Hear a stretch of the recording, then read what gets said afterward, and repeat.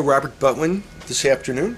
It's a beautiful day in Southern California, and we're excited to do this interview. I'm excited to be here and sharing the insights that will help people look at things and take their life to the next level. And so, Robert, let me ask you this. You kind of had a traditional life with your family when you were younger, and somehow you ended up in the network marketing industry as an adult. Tell me about that. How did that happen? Well, quite often people have that defining moment in their life.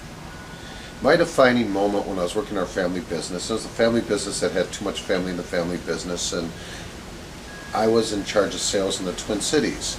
And in 1 year, I increased the sales like $500,000 in the area that I covered. And I was rewarded a $5,000 a year raise. And I started asking myself, what's wrong with this picture? And I went to my dad, who was the president, but see, my grandparents controlled everything. And they didn't want one cousin making more than the other.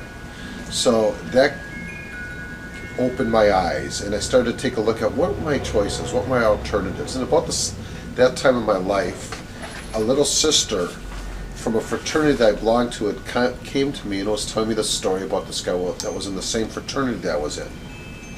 And she told me about how much money he was making.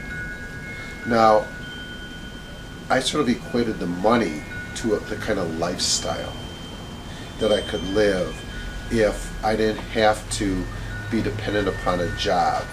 And my thought process was, hey, if somebody else could do it, I could do it. And so that's sort of what opened my eyes to network and multi-level marketing. And I wish I could tell everybody that was an overnight success, but that wasn't the case. So let me ask you this, Robert. I mean, you've been highly successful. You're in the top 1% of all the income earners in the industry. You recently were inducted into the Multi-Level Marketing Hall of Fame.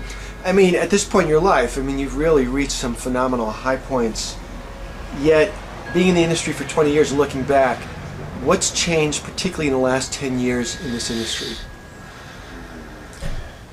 What's changed is technology. Because of technology, it is easier to, number one, develop new relationships, and it's easier to develop an international business. You don't have to necessarily take a look at what's going on in your current environment, what's happening right around you, because right now, because of technology, we're in a global environment, meaning the fact that you can create relationships anywhere around the world. It doesn't matter where you're living, but you can develop relationships at the speed of light. And your technology has changed it in a couple other areas. And let me explain part of how technology has changed it. Because of technology, the marketplace has become splintered. And think about it. For example, when I was growing up, there was probably 4 to 5 TV channels. Today there's 100.